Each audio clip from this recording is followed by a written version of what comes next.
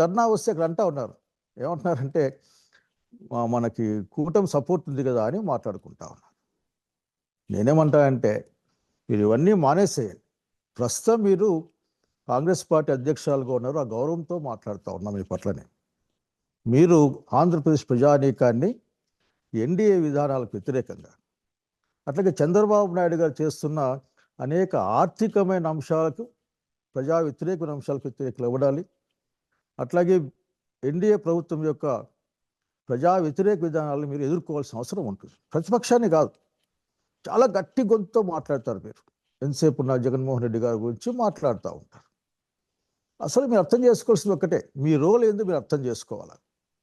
నేను అట్లాగే ఆంధ్రప్రదేశ్ వ్యాప్తంగా ఉన్న అందరూ కూడా, ముఖ్యంగా కాంగ్రెస్ పార్టీలో ఉన్న ఆనాటి నా పూర్వ సహచరులందరినీ కోరుకుంటా ఉన్నా. నేనైతే బాధపడ్డాను నేను.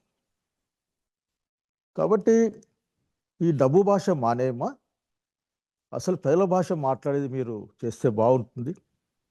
మీరు ఎప్పుడు వచ్చినా సరే విజయవాడకు అదేదో ప్రభుత్వాన్ని విమర్శించడం కాకుండా ప్రతిపక్షాన్ని విమర్శించే కార్యక్రమానికి వస్తారని ప్రజలే మాట్లాడుకుంటా ఉన్నారు. నాకు తెలిసిన వాళ్ళు కూడా, మీ దగ్గర ఉన్న వాళ్ళు మాట్లాడుకుంటా ఉన్నారు. ఇది ఎవరికీ మంచిది కాదు. అట్లాగే ముందు నేను ఇంకొక సింపుల్ విషయం చెప్పాలనుకుంటున్నాను, బాగా గుర్తుపెట్టుకోండి. పాలిటిక్స్ అనేది ప్రజల కోసం చేస్తాం, ఫిలాసఫీ కోసం చేస్తాం.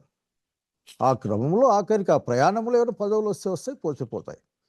అంతేగాని వాటి కోసమే రాజకీయాలు మనం చేయమన్న సంగతి గుర్తుపెట్టుకొని కోరుతా ఉన్నా. డైవర్షన్ పాలిటిక్స్లో మీరు, రాష్ట్ర ప్రభుత్వం లేక వాళ్ళ యొక్క డైవర్షన్ పాలిటిక్స్లో మీరు భాగం కావద్దని నేను కోరుకుంటా ఉన్నా.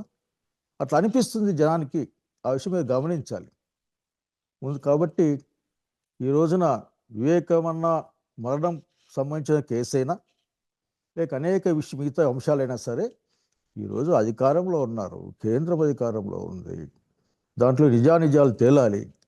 అందరూ కోరుకుంటా ఉన్నాం. ఒక అమాయకుల్ని లేకుంటే ఒకరిని ప్లాన్ చేసి దానికి ఇరికించాల్సిన అవసరం లేదు. నేను అడిగేది ఒక్కటే, దయచేసి ఇప్పటికైనా సరే మీరు ఆంధ్రప్రదేశ్ రాష్ట్రంలో ప్రతిపక్ష నాయకురాలుగా గౌరవ బాధ్యతలు స్వీకరించిన ఈ నేపథ్యంలో ప్రజల కోసం విశాఖపట్నంలో లూలు మాల్ గురించి మీరు మాట్లాడి ఉండవచ్చు. అట్లాగే రాజధాని నిర్మాణం జరుగుతున్న అనేకమైన అవకతవకల గురించి మీరు మాట్లాడి ఉండవచ్చు. ప్రత్యక్షంగా అక్కడికి పోయి వచ్చి ఉండొచ్చు.